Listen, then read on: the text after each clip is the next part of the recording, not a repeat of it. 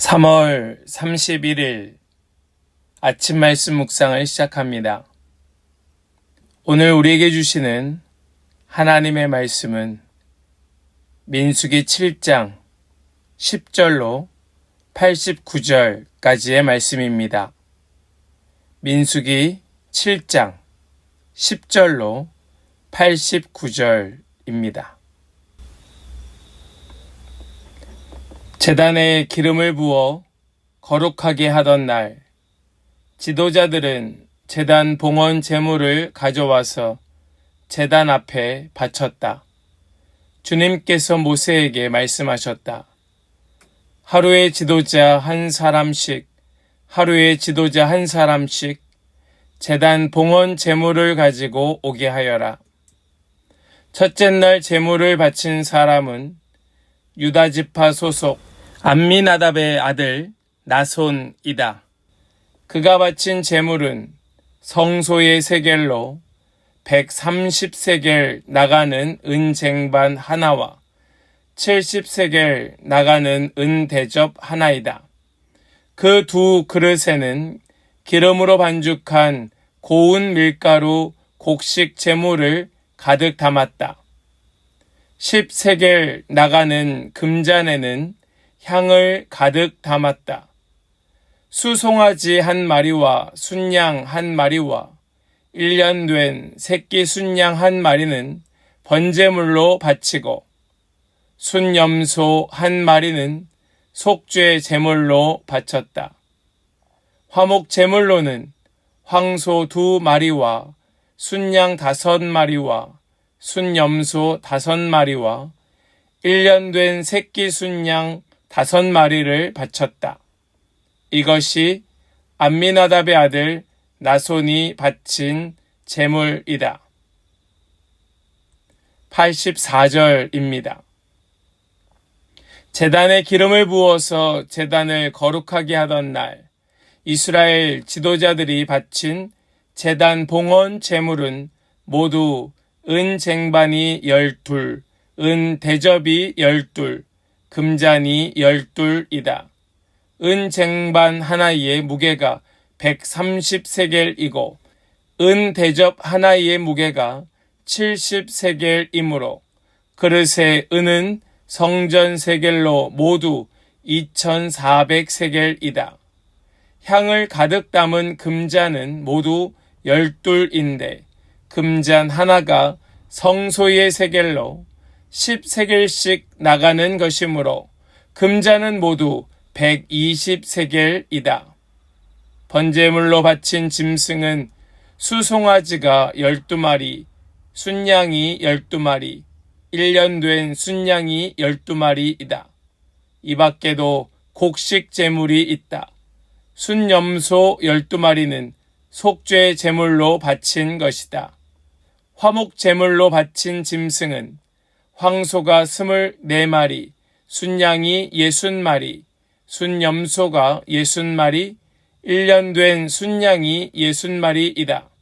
이것이 제단에 기름을 부어서 제단을 거룩하게 한 다음에 바친 제단 봉헌 제물이다. 모세는 주님께 말씀드릴 일이 있을 때마다 회막으로 갔다. 그때마다 모세는 증거궤와 속죄판 위에서 곧 두 그룹 사이에서 자기에게 말씀하시는 그 목소리를 듣곤 하였다. 이렇게 주님께서는 모세에게 말씀하셨다. 아멘. 살아계신 하나님의 말씀입니다. 아멘. 할렐루야. 오늘도 우리에게 말씀하시는 주님, 우리에게 말씀대로 살게 하시는 주님을 찬양합니다. 오늘 주신 말씀 붙들고 우리 깊이 묵상하며 말씀이 삶이 되는 그런 우리 모든 성도들 다 되시기를 간절히 축복합니다.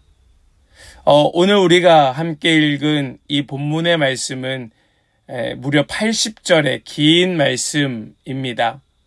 그래서 우리가 말씀을 다 읽지 않고 중략하여 17절에서 바로 84절로 넘어갔는데요.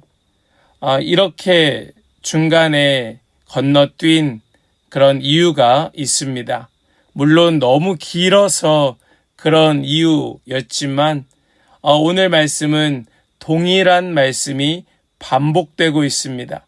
동일한 말씀이 계속 반복되고 있어서 우리 그 말씀을 또 중략한 그런 의미를 가지고 함께 말씀을 나눌 때에 우리에게 말씀이 이해되고 깨달아지고 또 말씀을 더 깊이 붙들게 되는 모든 성도 다 되시기를 소망하며 축복합니다. 오늘 말씀 이 7장은 약간의 배경을 이해하면 훨씬 말씀이 더 풍성해질 수 있습니다. 이 민수기 7장은 이스라엘 백성들이 출애굽하여 둘째 해 첫째 달에 성막이 완공되고 그 완공된 성막을 하나님 앞에 거룩하게 올려드리는, 하나님께 봉헌하는 이 봉헌물로 드려지는 것이 오늘 말씀의 배경입니다. 성막이 완공되고 각 지파별로 하나님 앞에 귀한 예물을 봉헌물로 가지고 나오는 뜻깊은 시간이었다라는 말씀입니다. 성막은 하나님께서 하나님의 백성 가운데 거하시는 증거로 만들어지게 되었습니다. 그리고 이것이 다 완공되고 12일에 걸쳐서 헌물과 또 유월절 준비로 하나님과 이스라엘 백성 사이에 깊은 교제가 나누어지는 과정, 이것이 오늘 말씀의 내용입니다. 여기에서 우리가 중요하게 깨달아야 할 것은 무엇이고 우리가 더 깊이 묵상해야 할 것은 무엇일까요? 우리 좀 말씀을 통하여 살펴보면 우리가 먼저 오늘 읽은 이 말씀 속에서 10절로 17절까지의 말씀을 먼저 살펴보기를 원합니다. 제단에 기름을 부어 거룩하게 하던 날 지도자들은 제단 봉헌 제물을 가져와서 제단 앞에 바쳤다. 주님께서 모세에게 말씀하셨다. 하루에 지도자 한 사람씩, 하루에 지도자 한 사람씩 제단 봉헌 제물을 가지고 오게 하여라.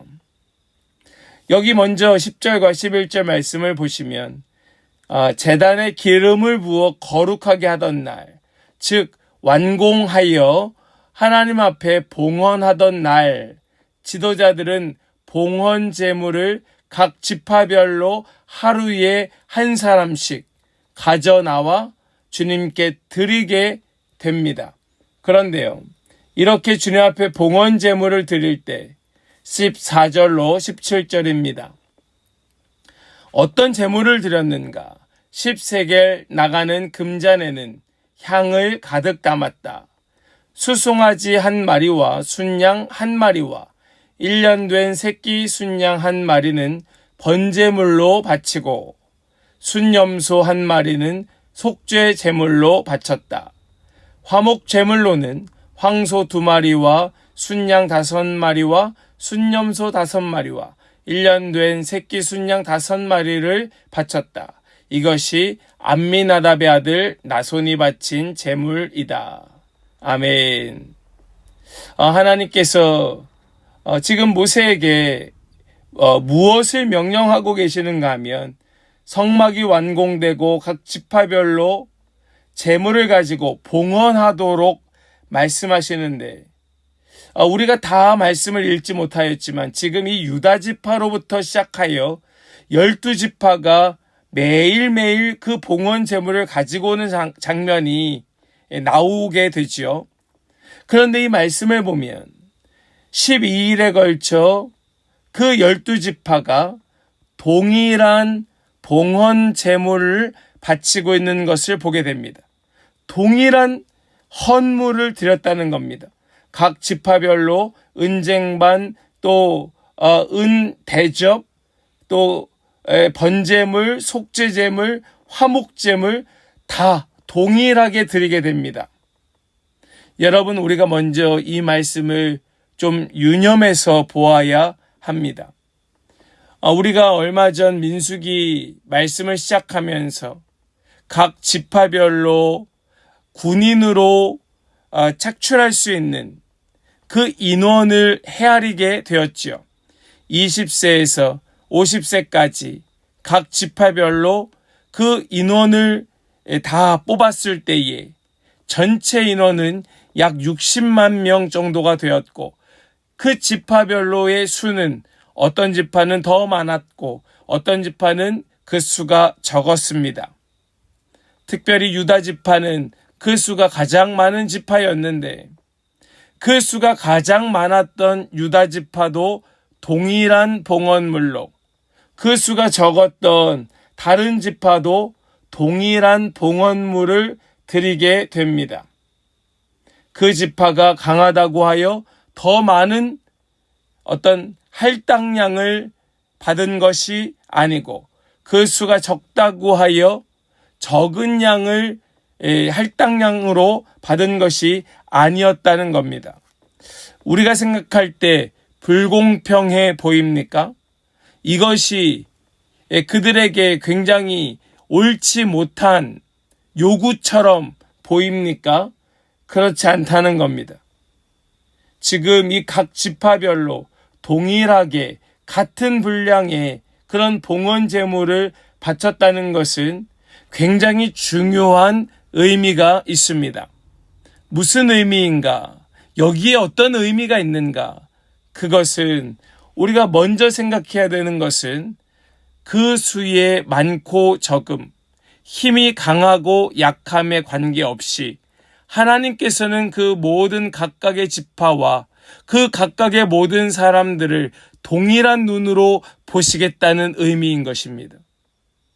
우리는 교회에서도 때로는 힘 있는 자, 세상 가운데 권력 있는 자, 혹은 많은 헌금을 하는 자를 더 자세히 들여다보고 더 귀하게 대접하려 하는 모습들을 간혹 보게 됩니다.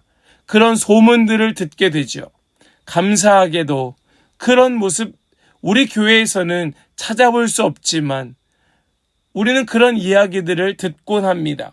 그런데 처음 성막이 완공되고 하나님 앞에 그 성막을 봉헌할 때에 하나님의 말씀, 하나님의 마음은 그 각각의 지파의 모든 각 사람들을 하나님께서 동일한 가치로 보시겠다, 동일한 눈으로 바라보시겠다 말씀하고 계시는 겁니다. 또한 이것은 동일한 가치라고 하는 것은 어떤 의미인가 하면 그것은 그들 각 사람 한 사람 한 사람 각 지파별로 하나님께서 그들을 귀하게 쓰시겠다는 의미입니다. 내가 많으니까 더 귀하게 쓰임받고 수가 적으니까 천하게 쓰임받는 것이 아니라 그 각각의 지파는 하나님께서 그 지파의 특성에 맞게 필요에 맞게 중요하게 쓰시겠다는 하나님의 의지의 표현이었던 것이지요. 사랑하는 여러분, 우리는 이것을 기억해야 할 것입니다. 여러분들이 하나님 앞에 드리는 그 헌물들, 그 봉헌의 제물들, 여러분들은 얼마나 마음을 다하여 정성을 다하여 드리고 계십니까?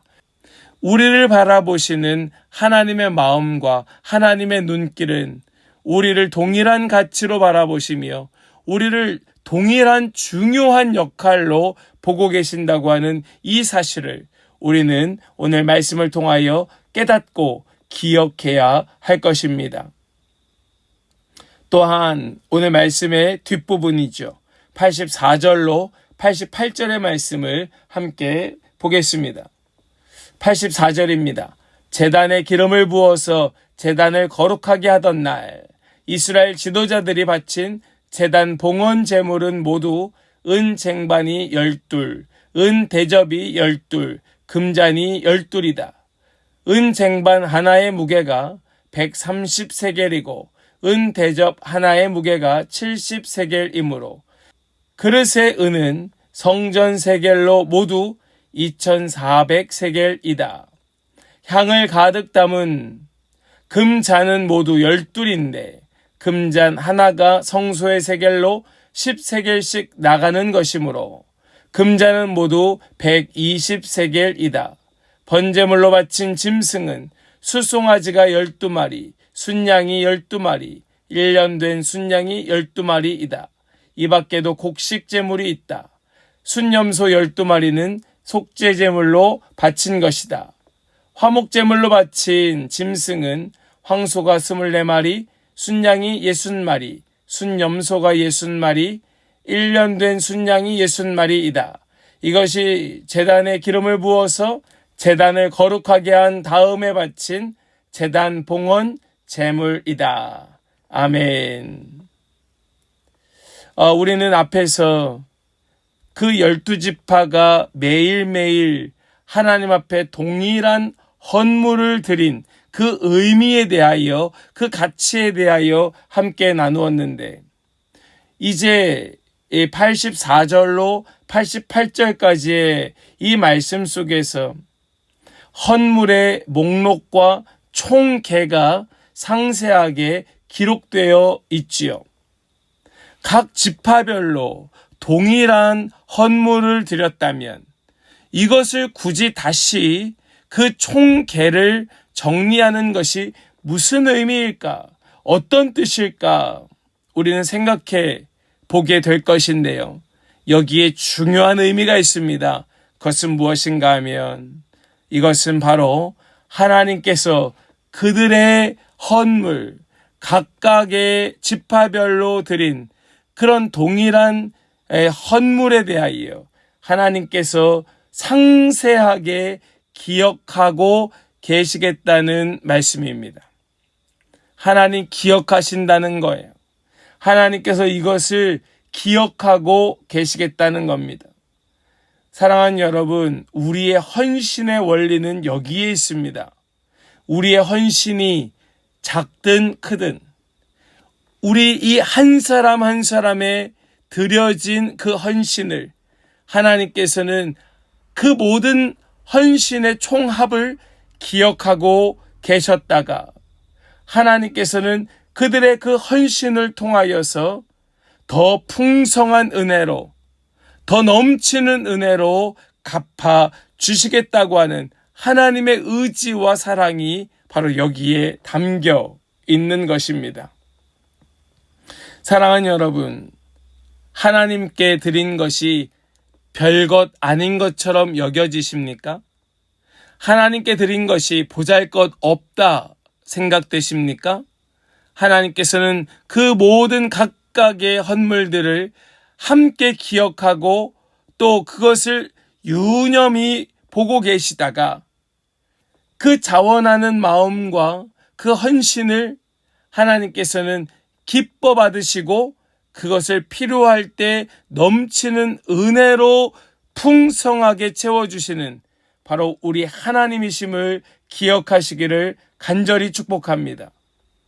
또한 이것은요, 하나님께서 기억하시고 풍성하게 베풀어 주신다, 우리에게 되갚아 주신다 라고 하는 이런 의미, 여기에서 뛰어넘어 하나님께서는 우리 각 사람의 실질적인 필요를 알고 계신다, 실질적인 필요를 갚아주신다 라고 하는 것을 우리는 깨달아야 할 것입니다.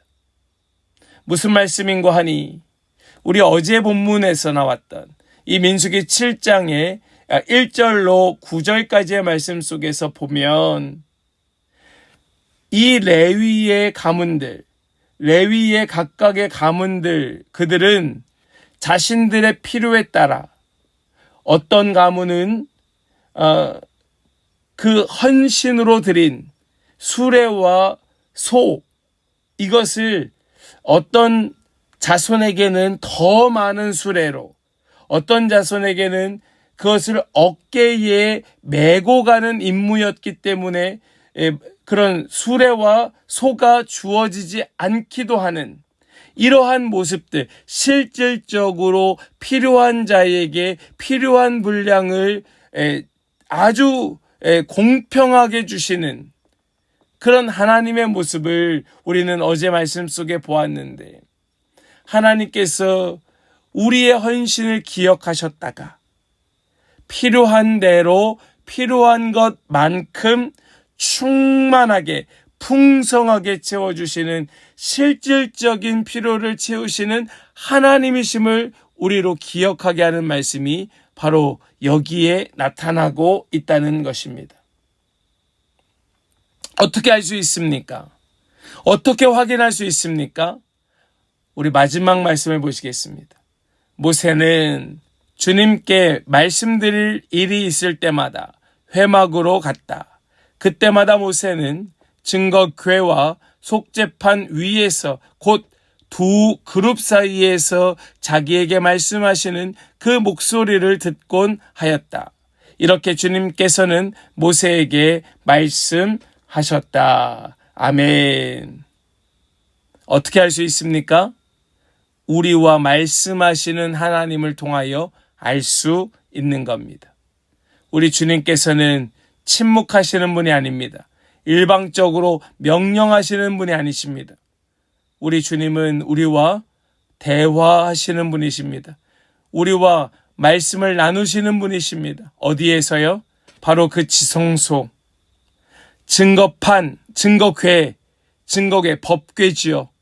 언약궤 위, 속죄판, 시은좌라고 부르지요.